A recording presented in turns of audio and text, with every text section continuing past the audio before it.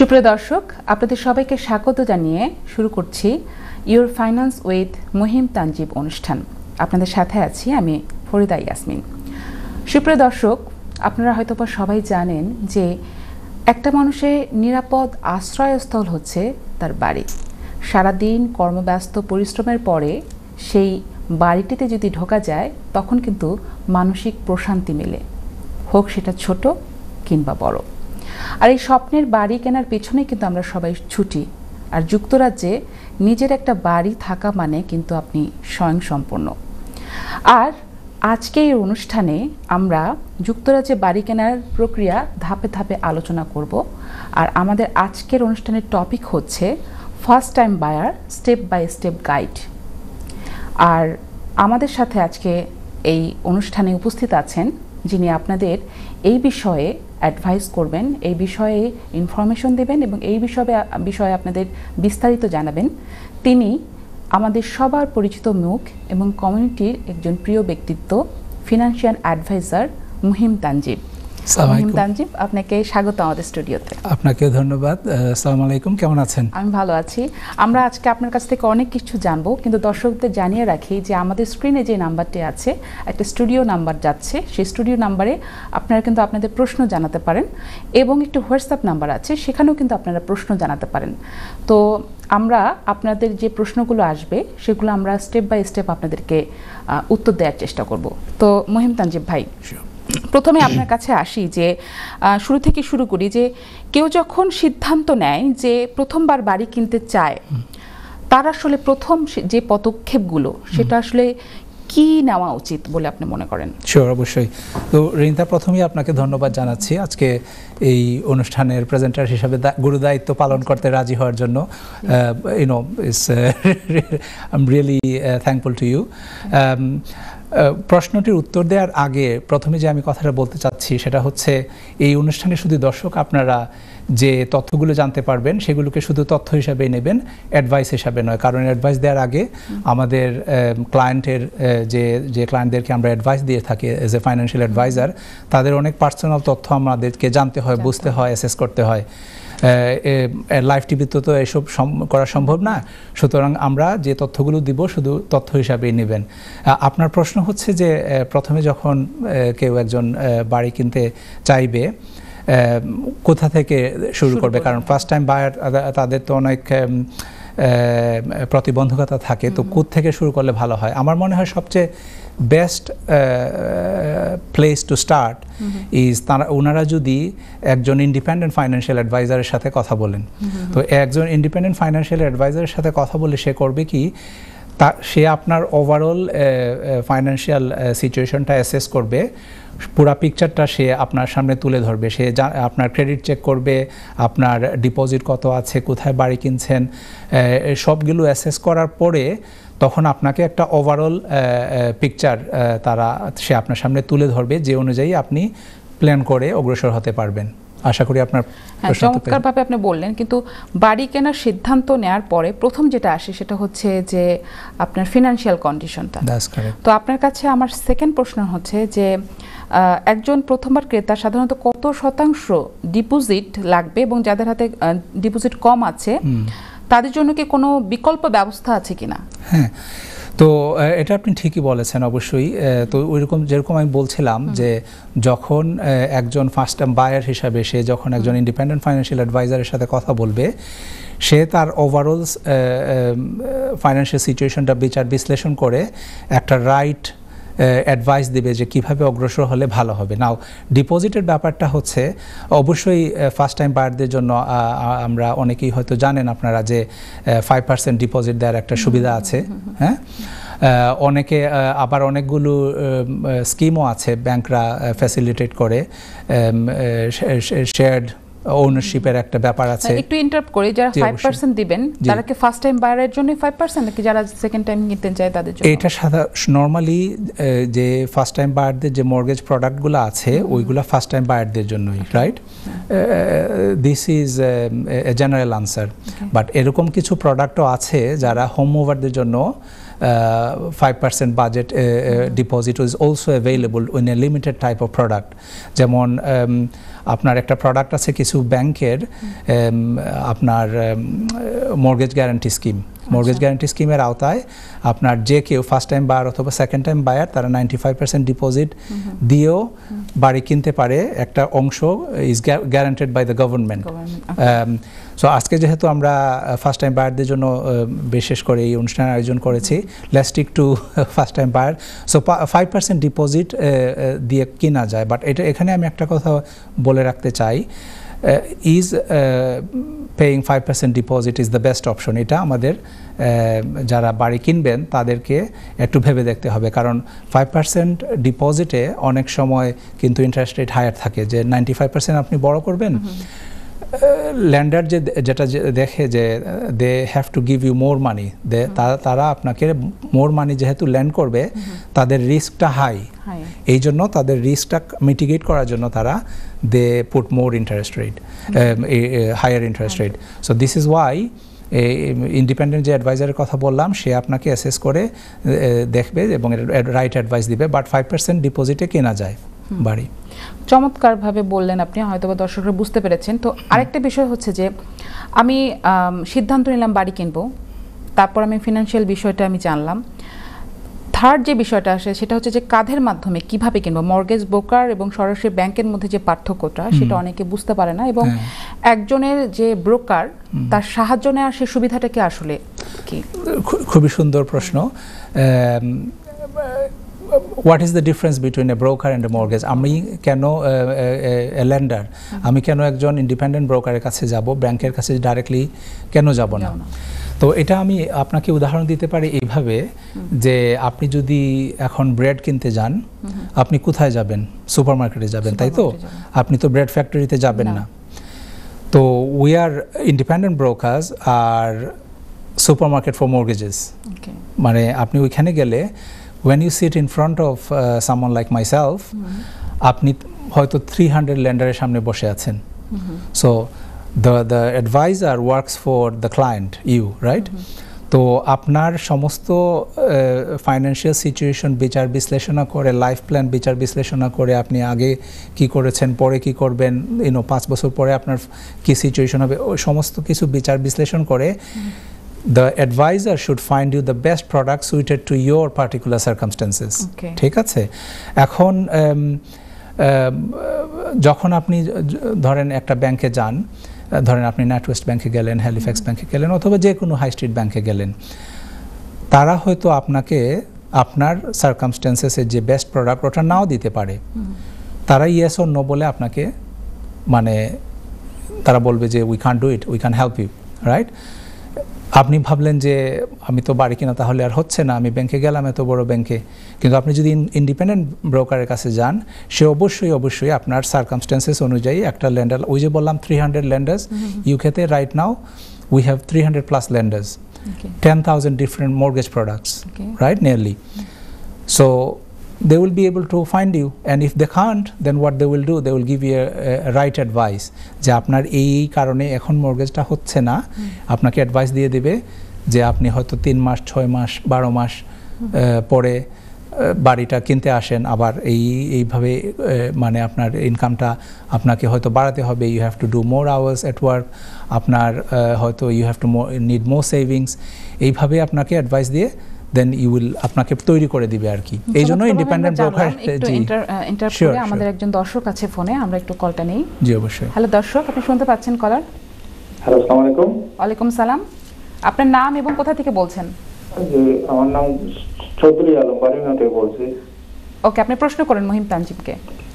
জি, আমার প্রশ্ন হচ্ছে, আমার কোর্টটা এক্সটেনশন করার জন্য আমি ডাবল স্টোরি একটা প্ল্যানিং পারমিশন দিয়েছি বার্মিংহাম সিটি কাউন্সিল থেকে।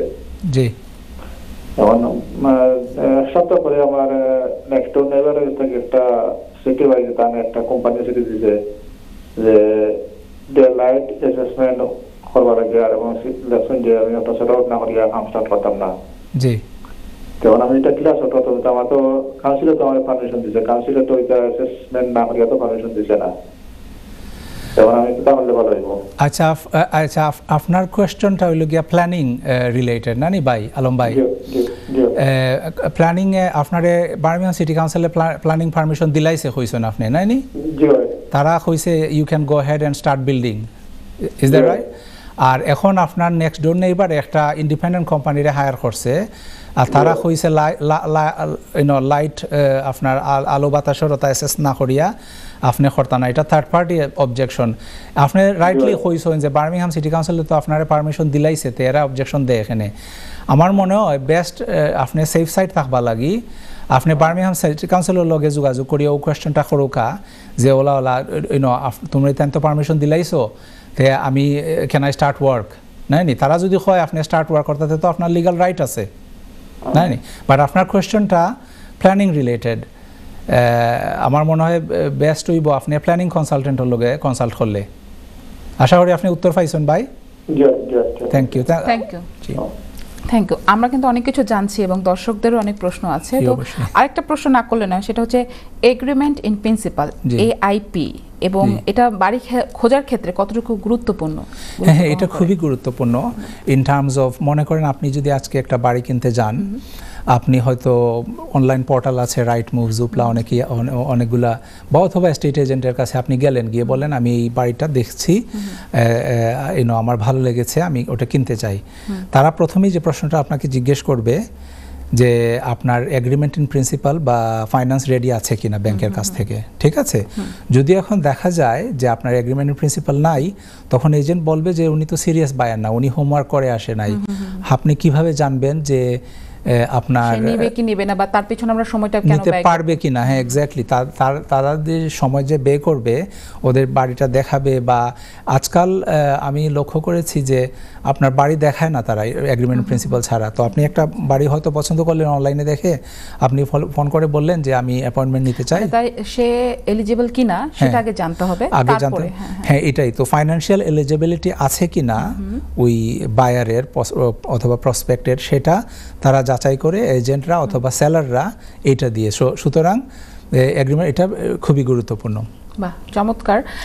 আচ্ছা, এটার পরে যখন আমি পছন্দ করলাম বাড়িটা এবং তারা সে অফারটা গ্রহণ করলো, গ্রহণ করার পরে তার পরবর্তী ধাপগুলো কি কি? আচ্ছা, তো আপনি বাড়ি দেখেছেন, আপনার এগ্রিমেন্ট ইন প্রিন্সিপাল আছে রেডি, তারা আপনার অফার অ্যাকসেপ্ট করে ফেলেছে না? এখন আপনি you are ready for full application. তো ফুল অ্যাপ্লিকেশনে আপনার অ্যাডভাইজার যেহেতু আপনাকে সে এগ্রিমেন্ট ইন প্রিন্সিপাল দিয়ে দিয়েছে, অ্যান ইন্ডিপেন্ডেন্ট এক্সপিরিয়েন্সড অ্যাডভাইজার আপনার ফুল সার্কামস্টেন্সেস ওইটাকে আপনার অ্যাসেস না করে এগ্রিমেন্ট ইন প্রিন্সিপাল দেবে না। অনেকে আছে আমাদের কাছে এসে বলে, ও এগ্রিমেন্ট ইন প্রিন্সিপাল এটা তো কিছু না, এটা দিয়ে দেন, আমি যা বলছি ওইটার উপরে দিয়ে দেন। এক্সপিরিয়েন্স ভালো অ্যাডভাইজার যারা, তারা আপনার অ্যাসেসমেন্ট পুরাপুরি না করে, ফাইন্যান্সিয়াল অ্যাসেস না করে দিবে না ওই এগ্রিমেন্ট প্রিন্সিপাল। তার মানে আপনার ওই স্টেজে আপনার সব কিছু রেডি আছে, আপনার ফাইন্যান্সিয়াল অ্যাডভাইজার বা মর্গেজ ব্রোকারের সব কিছু জানা আছে, সব ইনফরমেশন আছে। সো পরবর্তী ধাপটা হচ্ছে ফুল অ্যাপ্লিকেশন। এখন এই ফুল অ্যাপ্লিকেশনে obviously there are other things involved as well. আচ্ছা, এই যে পুরো প্রক্রিয়ার মধ্যে, এটার মধ্যে হচ্ছে আসলে কোন পেশাজীবীরা, মানে কোন প্রফেশনালরা জড়িত থাকেন, এবং এরা যে জড়িত থাকেন এদের ভূমিকাটা আসলে কি? জি জি, অবশ্যই। তো এই প্রশ্নতেই আমরা যাচ্ছিলাম, আপনি খুব সুন্দরভাবে ধারাবাহিকভাবে প্রশ্নগুলো করছেন।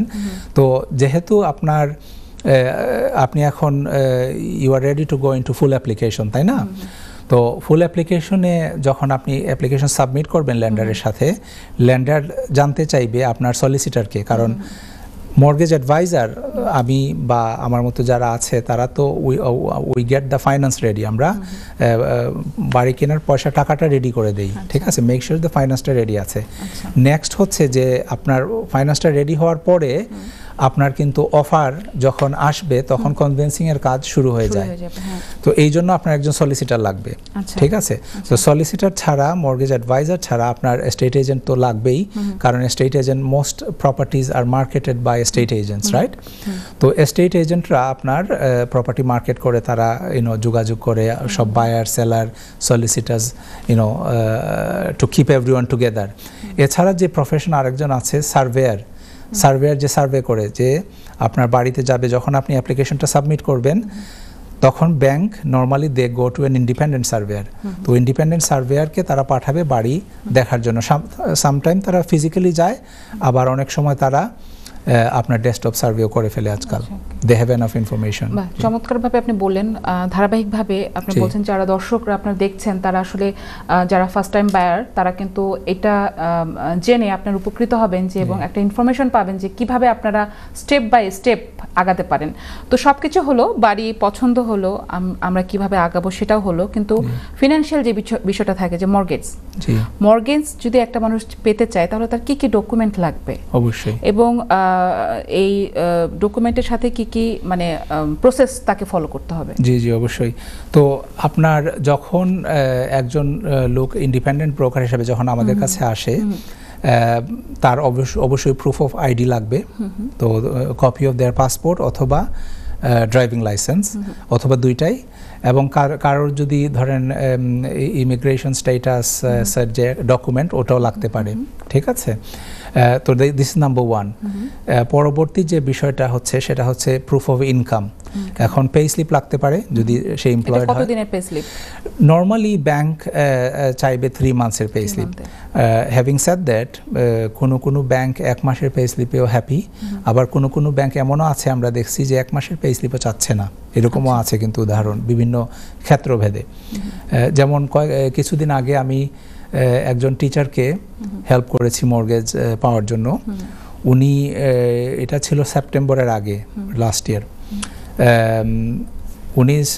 ওনার কন্ট্রাক্টটা আছে, ওনার অ্যাপয়েন্টমেন্ট লেটার আছে, কিন্তু উনি কাজ শুরু করে নাই। আচ্ছা, ঠিক আছে, ব্যাংক মর্গেজ দিয়ে দিছে।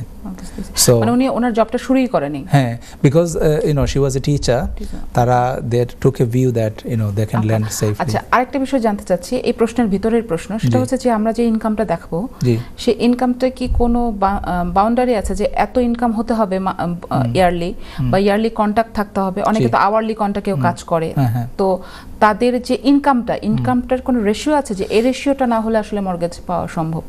এরকম ছিল আগে, বাট তারা এখন হিসাবটা একটু কমপ্লিকেটেড করে ফেলছে। নাও পে স্লিপের কথাটা যেটা বলছিলাম, আপনার এই প্রশ্নের আসলে কানেক্টেড, যে 3 মাসের পে স্লিপ আমি বললাম ওইটা সাধারণ এমপ্লয়িদের জন্য, রাইট? এখন কোনো সময় তারা 6 মাসের চাইতে পারে, কোনো সময় 12 মাসের চাইতে পারে। এখন কোন সময় 12 মাসের চাইবে? কেউ যদি 0 আওয়ার কন্ট্রাক্টে থাকে তখন তাদের 12 মাসের পে স্লিপ চাইবে। তারা যদি ধরেন 6 মান্থস পে স্লিপে হ্যাপি না হয়, কোনো এমপ্লয়মেন্ট আছে না, অনেক সময় দেখা যায় যে রেপুটেবল এমপ্লয়ার না বা এরকম, তারা চাইতে পারে। তো ওইটা আপনি এক্সট্রা পে স্লিপ দিতে, মানে you have to be prepared যে আমি 3 মাসের পে স্লিপ নিয়ে গেলাম, মর্গেজ দিয়ে দেবে, এরকম না। আরেকটা বিষয় জানতে চাচ্ছি যে আমি একজন হাজব্যান্ড এবং ওয়াইফ, হাজব্যান্ডের ইনকাম বছরে 30,000 পাউন্ড। এখন সে যদি চায় যে সে একা কিনবে, সেটা কি সেই 30,000 পাউন্ডের মধ্যে কভার করবে কিনা, মানে মর্গেজটা সে পাবে কিনা? বা এই দেশে তার থাকার যে বিষয়টা, যে কতদিন থাকলে পরে একটা জবের তো একটা সিউরিটি থাকে যে ওই জবটা সে করছে, সেই ক্ষেত্রে কি কোনো প্রভাব পড়বে কিনা? হ্যাঁ, তো ওই যে হাজব্যান্ড ওয়াইফের কম্বাইন্ড ইনকামটাও এখানে কোনো? হ্যাঁ, কম্বাইন্ড ইনকামই হতে হবে, কারণ মানে আপনি যেহেতু কাপল হিসাবে বললেন যে হাজব্যান্ড ওয়াইফের ইনকাম, মোস্ট ইউকে ল্যান্ডার্স, ব্যাংকরা যদি কাপল থাকে, ম্যারিড থাকে, অথবা civil partner or what ever, তারা যদি কাপল থাকে তারা কিন্তু চায় যে তারা জয়েন্ট অ্যাপ্লিকেশন করুক। একজনের, অনেক ল্যান্ডার আছে যে একজন অ্যাপ্লিকেন্ট হিসাবে ওরা অ্যাকসেপ্ট করবে না, সে বলবে যে তোমার ওয়াইফ অথবা তোমার হাজব্যান্ডকে অ্যাপ্লিকেশনে নিয়ে আসো, জয়েন্টলি অ্যাপ্লিকেশন করো, কারণ ওইটার অনেক লিগাল বাধ্যবাধকতা আছে তাদের, এই জন্য তারা এটা অ্যালাউ করে না। কোনো ব্যাংক অ্যালাউ করে না। এখন যদি আপনার হাজব্যান্ড ওয়াইফ দুজনেই এমপ্লয়েড, দুজনের ইনকাম ইউজ করা যাবে অ্যাফোর্ডেবিলিটির জন্য, to assess how much they can borrow. অথবা এমনও যদি দেখা যায়, আমি এরকম দেখেছি অনেক ভাই বোনেরা আমাদের কমিউনিটির মধ্যে, তারা মনে করেন যে যদি হাজব্যান্ড ধরেন কাজ করতেছেন, ওয়াইফ হয়তো she is a home maker, right? She is working at home, looking after the children, doing what ever, right? এখন অনেকে মনে করে যে ওনাকে তো মর্গেজের অ্যাপ্লিকেশন এনে লাভ নাই, উনি আর্ন করতেছে না, they will not allow this, they want your wife ও ইউর স্পাউস, এটা অন্যদিকে হতে পারে। আমি right now I am helping a couple, wife is working at a school, husband is a home maker, right? But যদিও উনি বাইরে গিয়ে কাজ করতেছে না, হি ও she have lot of contribution at home, right? So ব্যাংকটা এটা মূল্যায়ন করে এবং ব্যাংক চায় যে, বা এটার অন্যান্য লিগ্যাল দিকও আছে কেন তারা চায়, কিন্তু তারা চাইবে যে দুজনই অ্যাপ্লিকেশনে থাকুক। আরেকটা ব্যাপার আমি অবশ্যই মেনশন করতে চাই, যেহেতু আমরা পে স্লিপের কথা বলছি, প্রুফ অফ ইনকামের কথা বলছি, অনেকেই মনে করেন আমাদের কমিউনিটিতে যে বেনিফিট ইনকামটা হয়তো ইউজ করা যায় না মর্গেজ অ্যাপ্লিকেশনে। এটা সম্পূর্ণ ভুল ধারণা। মানে যারা বেনিফিট নিচ্ছেন তারাও ইচ্ছা করলে বাড়ি কিনতে পারেন, এবং বেনিফিটের ইনকামটা আপনার ওই অ্যাফোর্ডেবিলিটিতে ইউজ করা যাবে। এবং তারা কি মর্গেজের জন্য কি এলিজিবল? হ্যাঁ, অবশ্যই। তো মনে করেন যে একজন হাজব্যান্ড অ্যান্ড ওয়াইফ, যেহেতু আমরা এই নিয়ে কথা বলছি, ধরেন তাদের 2টা বাচ্চা আছে। হাজব্যান্ড উনি বাইরে কাজ করেন, ওয়াইফ ফ্যামিলি লুক আফটার করেন, তাদের চাইল্ড বেনিফিট আছে, তাদের হয়তো ওয়ার্কিং ট্যাক্স ক্রেডিট আছে, তাদের হয়তো অন্যান্য টাইপ বেনিফিট আছে। ওই যে বেনিফিটগুলা ওইটাও কিন্তু আপনার এই যে মর্গেজ অ্যাফোর্ডেবিলিটির জন্য অ্যাড হবে। ধরেন হাজব্যান্ড আর্ন করতেছেন 20,000, একটা কথা দিয়ে বললাম, এইভাবে বেনিফিট ইনকাম আরও হয়ে যায় তা ওনাদের 10,000 পাউন্ডের মতো বছরে। হ্যাঁ, তাদের অ্যাফোর্ডেবিলিটির জন্য পুরা 30,000ই ব্যাংক অনেক ব্যাংকে আছে। দর্শকদের এটা কিন্তু আসলে চমৎকার একটা তথ্য। অনেকে চিন্তা করে বা অনেকে জানে যে যারা হচ্ছে এখানে বেনিফিট নিচ্ছেন তারা বাড়ি কেনার জন্য এলিজিবল না, কিন্তু আমরা কিন্তু মহিম তানজিবের কাছে চমৎকার তথ্য জানলাম যে তারাও কিন্তু বাড়ি কিনতে পারবেন তাদের ফিনান্সিয়াল কন্ডিশনের উপর, তাই তো? বিষয়টা তো এরকমই। অবশ্যই। এবং এটার সাথে একটা রিলেটেড প্রশ্ন আপনাকে করতে চাই, সেটা হচ্ছে যে এই বাড়ি কেনার ক্ষেত্রে কারণ অনেক সময় তো এই যে আপনার মর্গেজটা দিতে হয় অনেক বছর ধরে, তো এক্ষেত্রে কি বয়সের কোনো বাইন্ডিংস আছে কিনা? হ্যাঁ, বয়সের বাইন্ডিং আছে। আগে আরও রেস্ট্রিক্টেড ছিল, অনেক ব্যাংক আপনার 67 বা 70-র উপরে দিত না, কিন্তু দেখা যাচ্ছে যে আমাদের ইউকেতে এখন আপনার ফার্স্ট টাইম বায়ারদের যে আগে যে এজ ছিল, এই এজটা অনেক বেড়ে গেছে। অনেকে দেখা যায় যে 35, 40, 50ও হয়ে যায়, সে এখনও প্রথম বাড়ি কিনে নাই। এবং নেটিভরাও, ঠিক আছে, যারা ইউকেতে যারা জন্ম হয়েছে বা বড় হয়েছে, অনেকেই দেখবেন তাদের 50 হয়ে গেছে, এখনো বাড়ি কিনে নাই।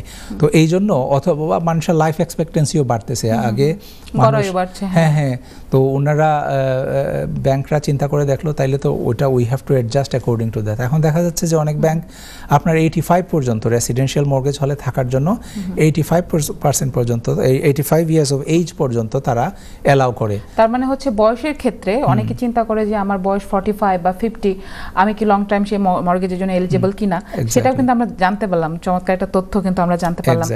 তো আমরা মানে এই যে সবগুলো তথ্য আমরা জানলাম যে কিভাবে আমরা এলিজিবল হব, কিভাবে আমাদের আসলে আমরা পে স্লিপের মাধ্যমে পাবো আমাদের মানে ইনকাম টিনকাম সবকিছু আমরা জানলাম। কিন্তু আরেকটা বিষয় জানতে চাই, সেটা হচ্ছে যে এত কিছুর পরে আমি সবকিছু যখন ব্রোকারের কাছে জানলাম, বুঝলাম, তো অনেকে অনেক ভুল করে। তো প্রথমবার বাড়ি কেনার ক্ষেত্রে তাদের আসলে যে ভুলগুলো আসে, সেই ভুলগুলো আসলে কি? আচ্ছা, ভুলগুলোতে যাওয়ার আগে আমি ওই যে ডকুমেন্টেশনের কথাটা আরো অনেক কিছু বলার ছিল, তো ওইটা শেষ করে ফেলি। তো পে স্লিপ আমরা পাস করে আমরা আসবো আমরা একটা বিরতিতে যাব। সুপ্রিয় দর্শক, আপনারা শুনছেন আমাদের অনুষ্ঠান your finance with Mahim Tanjib. আমরা চলে যাচ্ছি একটা বিরতিতে, কোথাও যাবেন না, আমাদের সাথেই থাকুন, ফিরছি একটু পরেই। সুপ্রিয় দর্শক, আপনাদের আবারও স্বাগত জানাচ্ছি your finance with Mahim Tanjib অনুষ্ঠানে। আর আমাদের সাথে কিন্তু আছেন আমাদের ফাইন্যান্সিয়াল অ্যাডভাইজার মহিম তানজিব। কথা হচ্ছিল ফার্স্ট টাইম বায়ার ক্ষেত্রে যারা 5% আসলে ডিপোজিট দিয়ে বাড়ি কিনতে চান, তাদের আসলে অ্যানুয়াল ইনকামটা কত। তো মহিম তানজিব, আপনাকে জিজ্ঞেস করতে চাই, মানে অনেকের প্রশ্ন, যারা দর্শকরা আমরা অনেক প্রশ্ন পেয়েছি, অনেকে আমাদেরকে স্টুডিওতে ফোন করছেন আমাদের মহিম তানজিবের সাথে কথা বলতে। তো তাদের জন্য বলতে চাই যে আমাদের স্ক্রিনে একটা নাম্বার আছে, দেখবেন হোয়াটসঅ্যাপ নাম্বার, এখানে কিন্তু আপনারা ইচ্ছা করলে তাকে মেসেজ করতে পারেন যে তারা হচ্ছে আপনার যে প্রশ্নটা আছে মনের মধ্যে সেটা আপনি মেসেজ করতে পারেন।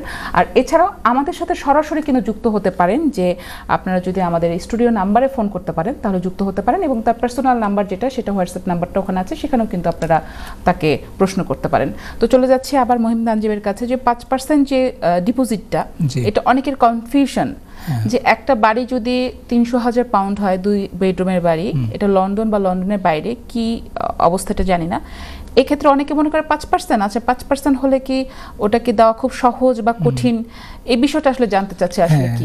সুন্দর প্রশ্ন রেনিতা। 5% ডিপোজিটের বিষয়টা আসলে এটা ক্লিয়ার করা দরকার। অনেকেই মনে করেন, যেমন রেনিতা বললেন যে আপনার 5% ডিপোজিট দিলেই তো আমার মর্গেজ হয়ে যাবে, এটা ব্যাপারটা কিন্তু তা না। মনে করেন আপনি 500,000 দিয়ে একটা বাড়ি কিনবেন, এখন 500,000-এর আপনার 5% হচ্ছে 25,000, তাই না? এখন 25,000 যদি আমার ডিপোজিট থাকে, আমাকে কি ব্যাংক 475,000 পাউন্ড দিয়ে দিবে?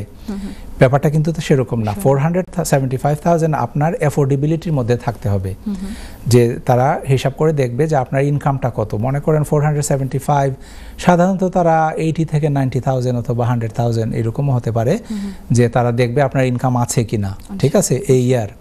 এরকম যদি ইনকাম থাকে তবেই তারা আপনাকে 475,000 পাউন্ড মর্গেজ দিবে। এখন যদি আমি 25,000 ডিপোজিট দিয়ে দিই, কিন্তু আমার ইয়ারলি ইনকাম হচ্ছে 30,000, তাহলে তো ওই 475,000 বড় করা আমার জন্য অ্যাফোর্ডেবল না। সুতরাং ব্যাংক আমাকে এই দিস অ্যামাউন্ট মর্গেজ দিবে না। সো অ্যাফোর্ডেবিলিটি ইজ দ্য কি, and this is Y to keep আপনাদের যে যারা বায়ার আছেন তাদের যে আপনার এক্সপেকটেশনটাকে রিয়ালিস্টিক করার জন্য বা রাখার জন্য, this is another important reason why আপনাদের you should speak to an independent adviser, then they will assess every situation and obviously advice করবে আপনাদেরকে। আরেকটা কথা বলছিলাম আমরা রিনিতা আগে, যে ডকুমেন্টেশনের ব্যাপারটা। তো পাসপোর্ট এবং পে স্লিপ তো লাগবেই যদি সে এমপ্লয়েড হয়। এখন সেলফ এমপ্লয়েড হলে প্রুফ অফ ইনকামটা কি? ঠিক আছে, সেলফ এমপ্লয়েড হলে প্রুফ অফ ইনকামটা হচ্ছে ওনার ট্যাক্স রিটার্ন। ট্যাক্স ক্যালকুলেশন বলে একটা কথা আছে, যখন আপনি সেলফ এমপ্লয়েড হিসাবে HMRC-তে ট্যাক্স রিটার্ন সাবমিট করেন, আপনাকে একটা tax calculation with overview, tax ক্যালকুলেশনে দেখা যায় যে আপনার ইনকামটা কত আছে, ওভারভিউতে দেখা যায় যে ট্যাক্স পজিশনটা কি, মানে এই ইনকাম অনুযায়ী আপনি ট্যাক্সটা ক্লিয়ার করেছেন কিনা। ল্যান্ডার অ্যাটলিস্ট 2 অথবা 3 ইয়ার্সের চাইবে এই ডকুমেন্টেশনটা যদি সেলফ এমপ্লয়েড হন। না, এখন অনেকেই আছে যে সে বলবে এসে যে আমার তো অনলি সেলফ এমপ্লয়মেন্টের 1 বছর হয়েছে, আমি বিজনেস ওপেন করেছি মাত্র 1 বছর, তো আমার তো 2 বা 3 বছরের নাই। এবং অনেকের ধারণা যে 1 বছরের বিজনেসে থাকলে মনে হয় ওনার মর্গেজ হবে না, কিন্তু আসল ব্যাপারটা হচ্ছে যে 1 বছরের ট্যাক্স ক্যালকুলেশন উইথ ওভারভিউ দিয়েও কিন্তু ল্যান্ডার আছে যে মর্গেজ আপনাকে দিবে। আমাদের ওই অনুষ্ঠান তো ইনফর্ম করার জন্য আমাদের দর্শকদেরকে, এবং অনেক ভুল ধারণা আছে, মিথ আছে, মিসকনসেপশন আছে, এগুলোকে ভাঙানোর জন্য। তো আশা করি এই 2টা ইনফরমেশন ওনাদের কাজে লাগবে, কারণ আমি অনেক সময় ফোন কল পাই আমার যারা ক্লায়েন্ট আছেন বা প্রসপেক্ট আছেন তাদের কাছ থেকে, যে আমি তো অনলি 1 বছর হয়ে গেছে আমার হয়েছে, আমি তো মনে হয় এখন বাড়ি কিনতে পারবো না, do I have to wait another year? The answer is no, you don't have to. আপনার যদি পুরা 1 বছরের ট্রেডিং হিস্ট্রি থাকে, আপনি বাড়ি কিনতে পারছেন। এখানে আরেকটা কথা বলার আছে যে কারো যদি 1 বছর কমপ্লিট হয় না, আমরা একটু ইন্টারাপ্ট করছি আপনার কথা, আমাদের একটা কল এসেছে, আমরা একটু কলটা ধরি। হ্যালো, আসসালামু আলাইকুম। আসসালামু আলাইকুম। আপনি শুনতে পাচ্ছেন? আপনার নাম এবং আপনি কোথা থেকে বলছেন? জি, আমি মহিম ভাই বললাম, ইনপুট থেকে। আচ্ছা, আপনি প্রশ্ন করুন মহিম তানজিব। জি, আসসালামু আলাইকুম। আসসালামু আলাইকুম। জি, আপনার প্রশ্নটা করো ভাই। জি, থ্যাংক ইউ। আমার প্রশ্নটা হইল, যারা পেনশন আছে, জি, মানে হইল পেনশনার আছে, জি, এরা মানে মোটামুটি, আমার প্রশ্ন হইল পেনশনার যারা আছে, জি, এরা আমার মানে দেশের কিতা করতাম, দেশের অবস্থা তো ভালো নয়, দেশের জায়গা করে দিচ্ছা দেখা আইন বললো ভালোই বলুন। গড় এটা লই থাকি, তা আপনি চিন্তা করছেন ভাড়া দিবার লাগি না নিজে থাকবা লাগি? না না, আমার তো যে মানে ভাড়া মানে যারা তো সরকারে দেয় পয়সা, রেন্টেন সরকারে দেয় আর কি। এখন আমি ওই যে তুলি যেটা এখন তো সময়ছে সরকারে আর কি, চিন্তা করলাম আর কি, যে চিন্তা করতাম, দেশের অবস্থা তো ভালো নাই। জি, আচ্ছা, এখন আপনার যদি প্রশ্নটা আপনার বুঝিয়া থাকি, আপনি মানে পয়সা ম্যানেজ করিয়া নাইনি, আপনি চাইরা গড় কিনতা নাইনি, ই গড় আপনি কি তা নিজে থাকুননি না আপনি এটা ভাড়াটিয়ারে ভাড়া দিবা? না না আমি বাড়ি থাকবো আপনি বাড়ি থাকুন, বুঝছি আমি এখন আপনার প্রশ্ন, ঠিক আছে। আমি থাকি না থাকবো কি আচ্ছা থাকবা, আপনি থাকুন না বা থাকবার ইচ্ছা আর কি, থাকবা লাগিল ইতা, ঠিক আছে আমি বুঝছি। জয় জয়, ঠিক আছে, আমি আপনার কোয়েশ্চেনের মানে ওভারভিউটা আমি বুঝছি, ইনশাআল্লাহ আমি আনসার দিবার চেষ্টা করবো। আপনি আরেকটি কলার এসেছে, জি জি শিওর কল নেই। শিওর। কলার আসসালামু আলাইকুম। আসসালামু আলাইকুম কলার, আপনি শুনতে পাচ্ছেন? জি আসসালামু আলাইকুম। কলটা মনে কেটে গেছে, আমরা যে কলটা জি ওয়ালাইকুম সালাম। হ্যালো, আসসালামু আলাইকুম। জি আপনাকে শুনতে পাচ্ছি, আপনার নাম এবং আপনি কোথা থেকে বলছেন বলে প্রশ্ন করুন। হ্যালো ভাই, আমার নাম সুহেল। জি জি সোহেল ভাই, সোহেল ভাই হুনরাম আপনার মাত খোকা। জি জি, আমি জানতাম স্যার আমার একটা গড় আছে কি আপনার এই যে টাওয়ার আমলেটে যে আপনার জি বুঝলেন, এই গড়টা আমার ওয়াইফের নামে বর্তমানে তাই কাম করার আর কি। জি তে আমি স্যার আমাকে রিমর্গেজ কইরা একটা গড় লইবা নাকি আর কি চেষ্টা করলাম আর কি। এখন আমার ছেলে একটা কাম করে 45,000 বেতন পায় আর কি। জি এই 45,000 তার নামে কোনো গরু নাই, ফার্স্ট টাইম বায়ার হিসাবে। আচ্ছা, তার মর্গেজ মানে পারবো নি একটা মানে কত অ্যামাউন্ট পারবো আর কি লইতো আর কি। আচ্ছা ওটা আমি একটু জানতে চাইলাম। জি অবশ্যই। আর তার এই যে যেহেতু তার ইনকাম কম 45,000, এভাবে আমি চাইলাম যে ধরুন এই পার্কিং বই দিয়ে একটা বা আমার বাজেট 3-4 বেডরুম বাজেট 400,000 মতো লাগবো। আমার যদি করে রিমর্গেজ ধরুন আমি এখান থেকে 100 বা 200,000 যত হাইয়েস্ট যত তুলতাম পারি আর কি রিমর্গেজ, একটু পরামর্শ দিবা কেমনে আর করলে আমার একটু ভালো হইব। সেল হইলেও যদি হয়, আমি সেল হইলেও যদি পারি এই গড়টা বেশি মানে অন্য বাইরে লো আর কি বুঝছি আমি। এই গড় আপনারা তখন নিয়ে হন কথা পারবানি এই গড় দিয়া পারে। জি তার মর্গেজ তোলার ব্যাপারে জি আমি আপনার কোশ্চেন আনসার দিলাম, আপনি ওইভাবে একটু পরামর্শ দিবা। জি আপনি ভাই আপনি রাখবার আগে এই গড় আপনারা তখন নিয়ে হন, তাই আমরা থাকি আপনারা তখন 2 বেডরুমের গড় আর কি। জি বুঝছি আমি ইনশাআল্লাহ আপনার কোশ্চেন আনসার দিমু, ঠিক আছে অসুবিধা নাই ইনশাআল্লাহ। ওকে আপনি দেখতে থাকুকা। জি আচ্ছা, তাহলে আমাদের প্রথম যে ভাই উনি জানতে চেয়েছেন উনি রিটায়ারমেন্ট এজে আছেন, হ্যাঁ এখন উনি বাড়ি কিনতে পারবেন কিনা। অবশ্যই মানে উনি বাড়ি কিনতে পারবেন না এরকম কোনো বাধ্যবাধকতা, কিনতে পারবেন, দ্য অ্যাফোর্ডেবিলিটি ইজ দ্য কি, উনি অ্যাফোর্ড করতে পারবেন কিনা।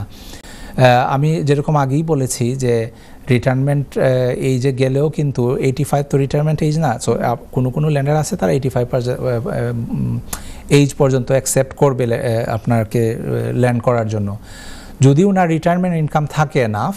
হ্যাঁ উনি যদি পয়সা ম্যানেজ করে হিউজ অ্যামাউন্ট অফ ডিপোজিট দিতে পারে, ওনার যদি একটা পেনশন ইনকাম থাকে তাহলে কিন্তু ওনাকে ব্যাংক কিন্তু অ্যাকসেপ্ট করবে। এটা তার ফিনান্সিয়াল অ্যাবিলিটির উপর নির্ভর করে, যেটা উনি পেনশন পাচ্ছেন সেটা কভার করে কিনা, সেটা কভার করে কিনা। ওনার হয়তো স্টেট পেনশন থাকতে পারে, ওনার হয়তো প্রাইভেট পেনশন থাকতে পারে, ওনার আদার সোর্স অফ ইনকাম থাকতে পারে। যদি ওইগুলা থাকে, অন্য প্রপার্টি থাকতে পারে, হ্যাঁ অন্যান্য আদার্স, তো ওইটা এই জন্য আমি ওনাকে বলবো যে উনি যদি একজন লোকাল ইন্ডিপেন্ডেন্ট ফাইন্যান্সিয়াল অ্যাডভাইজারের সাথে কথা বলেন, সে অবশ্যই ওনার সিচুয়েশনটা অ্যাসেস করে। এখন তো আমি খুব বেশি প্রশ্ন আমি এখানে করতে পারবো না, এই জন্য আমি বেশি প্রশ্ন ওনাকে জিজ্ঞেস করিনি। ওনাকে অবশ্যই একটা সমাধান দিবে, এটা হচ্ছে প্রথম প্রশ্ন ছিল। দ্বিতীয় ভাই যে প্রশ্নটা করেছেন, ওনার প্রশ্ন হচ্ছে ওনারা টাওয়ার হ্যামলেটে থাকেন, ওনার ওয়াইফের নামে এখন যে প্রপার্টিটা ওনারা আছেন ওইটা, কিন্তু তিনি কোনো আউটসাইড কোনো সোর্স অফ ইনকাম ওনার নাই, ঠিক আছে। কিন্তু ওনাদের একটা ছেলে আছে যে কিনা আর্নিং করছে বা এমপ্লয়মেন্টের মধ্যে আছে। তো ওনার একটা সুযোগ আছে, এটা this is not my advice to him, আপনার একটা সুযোগ আছে, এটা আপনি যদি বিক্রি করে দেন, টাওয়ার হ্যামলেটে যেহেতু ফ্ল্যাট অথবা বাড়ি, আপনার একটা হিউজ অ্যামাউন্ট অফ মানি ওখান থেকে বের হবে না, ওইটা আপনি সেল করে দিয়ে আপনি চাইলে হয়তো অন্য কোথাও গিয়ে আপনি আপনার পছন্দ অনুযায়ী, সাধ্য অনুযায়ী আপনি আরেকটা বাড়ি কিনতে পারেন। তার যেহেতু আপনার ছেলের 45,000 পাউন্ড ইনকাম আছে, এটা আমি বলছি যে কোনো সব কিছু আপনার অ্যাসেস না করে ওনাকে 200-250,000 পর্যন্ত ব্যাংক ল্যান্ড করতে পারে হ্যাঁ। তো ওইটা উনি যদি ফাইন্যান্সিয়াল অ্যাডভাইজারের সাথে যদি কথা বলেন। আচ্ছা, ওনার ছেলের সাথে কি উনি যুক্ত হতে পারবেন? হ্যাঁ হ্যাঁ, অবশ্যই। এটাই আমি বলছি যে they can sell this property, ওইখান থেকে পয়সা নিয়ে ওনাদের 3 জনের নামেই মর্গেজ কিন্তু হবে। আমি জিজ্ঞেস করিনি ওনার বয়স কত বা ওনার ওয়াইফের, বাট আমরা তো একটা আপনার মার্ক সেট করলাম যে 85% ইয়ার পর্যন্ত, এজ পর্যন্ত আপনার মর্গেজ হচ্ছে। তো চাইলে তারা 3 জনই, যদিও ওনার ছেলে আর্নিং করতেছে, ওনারা হয়তো কোনো আর্নিং করতেছে, তা চাইলে পারবে। এটা একটা মানে উপায় ওনার। আর দ্বিতীয় উপায় যেটা উনিও নিজে বলছেন যে ভাড়া দিয়ে আমি ওইটা থেকে পয়সা বের করে আরেকটা কিনতে পারবো কিনা, সেটারও কিন্তু অপশন আছে। এটাকে বলে লেট টু বাই ট্রানজ্যাকশন। তো উনি যে বাড়িতে আছেন এখন, ওই বাড়িটা উনি ভাড়া দিয়ে দিবেন, ওইখান থেকে লেট টু বাই মর্গেজ বের করবেন, ওইটা আপ টু 75% পর্যন্ত বের করা যাবে। সো মনে করেন ওনার যে ফ্ল্যাটের দাম I don't know maybe 400,000, right? উনি 300,000 ওইখান থেকে বের করতে পারবেন। ঠিক আছে, যদি রেন্টাল ইনকাম ওই 300,000 পাউন্ড কভার করে। কারণ যখন আমরা ভাড়া দেই আপনার একটা প্রপার্টি, ওইটার মর্গেজ কে দেয়? টেনেন্টরাই তো দেয়, তাই না? যে রেন্ট যে আসবে ওইটা থেকে। তো যখন বাই টু লেট প্রপার্টির আপনার অ্যাসেসমেন্ট আসে, অ্যাফোর্ডেবিলিটি, ল্যান্ডাররা সাধারণত আপনার ওই রেন্টাল ইনকামটাই দেখে। তো উনি ওইখান থেকে 300,000 লেট টু বাই হিসেবে বের করে নিলেন, ডিপোজিট উইথড্র করলেন ওনার কারেন্ট হাউস থেকে। এই 300,000 উনি হয়তো আপনার যে অনওয়ার্ড পারচেজ, আপনি বার্কিং উনি বলছেন কিনবেন বা অন্য কোথাও কিনবেন, যদি আপনি 300,000 ডিপোজিট দেন, আপনার 200,000 আপনার ছেলের ইনকামে হয়তো 200,000 দিয়ে দিবে ব্যাংক। সুতরাং আপনি 500,000-এ ওই এলাকায় ভালো বাড়ি হয়তো পেয়ে যাবেন। এবং আপনার ছেলের নামেই যে অনওয়ার্ড যে মর্গেজটা হতে হবে, এটা কোনো কথা না। আপনাদের 3 জনের নামেই মর্গেজ হওয়া সম্ভব। আশা করি আপনার উত্তর পেয়েছেন। যদি উত্তর না পেয়ে থাকেন, আপনি যদি ক্লিয়ার না হয়ে থাকেন, আপনি কিন্তু আমাকে মেসেজ করতে পারেন। হ্যাঁ, আমরা চলে যাচ্ছি, আরেকটা কল আসছে। আসসালামু আলাইকুম কলার, শুনতে পাচ্ছেন? আসসালামু আলাইকুম জি, আপনার নাম এবং কোথা থেকে বলছেন বলে আপনি প্রশ্ন করতে পারেন মহিম তানজিবকে। ওকে, actually I don't want to share with my name, but I'm calling from London. Sure. Please go ahead and ask your question, brother. Okay. Basically, me and my husband, me and my wife, that we apply for right to buy. Sure. We live in a flat, and because of my visa status, our application is accepted, but because of my visa status, but no public fund, they separated my name. They said just only my wife's name. They accepted. But my question is, I'm working full time. I am eligible for mortgage. Then we can buy or not. Application is accepted. They have already valuation our property. We don't know yet. They told me that after 6 weeks they give us a property value. They will give you the property. This is my question. Is it any problem because of my better just delete my name from the application, but the application is accepted my wife. But is it, maybe you understand? I understand. Yes, everything. I understand clearly. Thank you very much for your call, and inshallah I'll try to give answer to your question. Okay. Basically, as I understood, you have visa restrictions. You have no recourse to public fund. This is why they have removed your name from the application when you went to buy, applied for the right to buy, right, to the council. Now, when the offer comes, if your name is not on the application, that means when the offer from the council comes, it will also come only on your wife's name, right?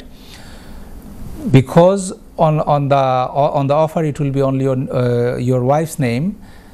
Lenders normally ask for both the tenants, which you and your wife, both of you should be on the application, because your names, both of your names would not be on the offer.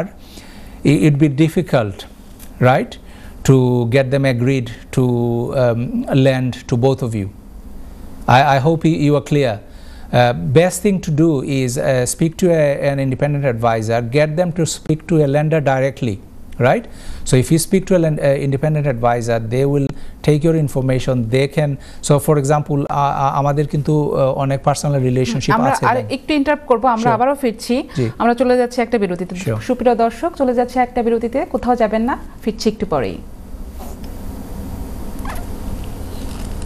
সুপ্রিয় দর্শক, আপনাদেরকে আবারও স্বাগত your finance with Mahim Tanjib অনুষ্ঠানে।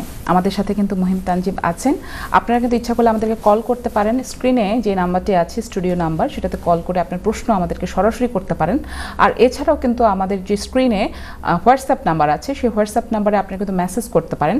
আমরা হয়তো বা এই স্বল্প সময়ের অনুষ্ঠানের মধ্যে আপনাদের উত্তরটা দিতে পারছি না, কিন্তু অনুষ্ঠান শেষে অবশ্যই আপনি আপনার উত্তরটা পেয়ে যাবেন। মহিম তানজিব, আপনার কাছে আবারও আসি। আমাদের অনেক প্রশ্ন, অনেক কলাররা কল করছেন, অনেকে বেনিফিটে আছেন, বেনিফিটে থেকে কিভাবে বাড়ি কিনতে পারবেন, অনেকের এটা আসলে কভার করছে না। কিন্তু কিছু মানুষের প্রশ্ন হচ্ছে যে যারা কভার করতে পারছে না, তারা তো সরকারের বেনিফিটে আছেন, তো সরকারের কোনো স্কিম কি আছে তাদের জন্য, তাদেরকে সহায়তা করার জন্য? আচ্ছা, যারা বেনিফিট আছেন বা বেনিফিট নিচ্ছেন তাদের জন্য স্পেসিফিকলি কোনো স্কিম এরকম নাই, বাট অনেক ফার্স্ট টাইম বায়ারদের জন্য অনেক স্কিম আছে বা অনেক ফ্যাসিলিটিস আছে সরকারের। ওই যারা বেনিফিটে আছেন বা যাদের বেনিফিট ইনকাম আছে তারা কিন্তু ওই সুযোগটা তারাও নিতে পারেন। তো প্রথমেই আমি যে আগে যেরকম বলছিলাম যে বেনিফিটে থাকলে যে অনেকের ধারণা যে মর্গেজ হবে না বা আমি এই ইনকামটা বেনিফিটের ইনকামটা মর্গেজ, এটা সম্পূর্ণ ভুল ধারণা। আপনি বেনিফিটের ইনকাম মর্গেজে ইউজ করতে পারবেন, এটা হচ্ছে নাম্বার ওয়ান। নাম্বার টু হচ্ছে আপনার স্কিমগুলা ফার্স্ট টাইম বায়ারদের জন্য কিন্তু অনেক স্কিম আছে। আজকে আপনি সময়ের স্বল্পতার কথা বলছেন, আমাদের হাতে মনে হয় বেশি সময় নাই, অনেকগুলা স্কিম কিন্তু আছে।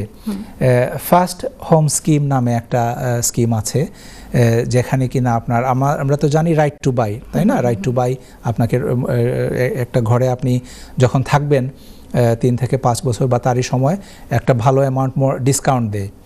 ফার্স্ট স্কিমের আওতায় ফার্স্ট টাইম বায়ারদের জন্য শুধু বিভিন্ন লোকাল কাউন্সিল তারা কিন্তু 30 to 50% ডিসকাউন্টে আপনাকে কিন্তু ঘর বিক্রি করবে আপনার কাছে। যেমন মনে করেন একটা ঘরের দাম 500,000, তারা কিন্তু আপনাকে 250,000 পাউন্ড পর্যন্ত ডিসকাউন্ট দিয়ে দিবে, because you are first time buyer. whether you on benefit or not, it doesn't matter, ঠিক আছে? আপনি বেনিফিটে থাকেন অথবা না থাকেন, সো এটা একটা ভালো সুযোগ। আমাদের দর্শকরা যদি এটা খেয়াল রাখেন ওনাদের লোকাল এরিয়ায়, যে ফার্স্ট হোম স্কিমের আওতায় কোথায় বাড়ি বিক্রি হচ্ছে ওনাদের এরিয়ায়, তারা যদি খবর রাখেন নিশ্চয়ই তারা জানতে পারবেন এবং এই সুযোগটা তাদের নেওয়া উচিত।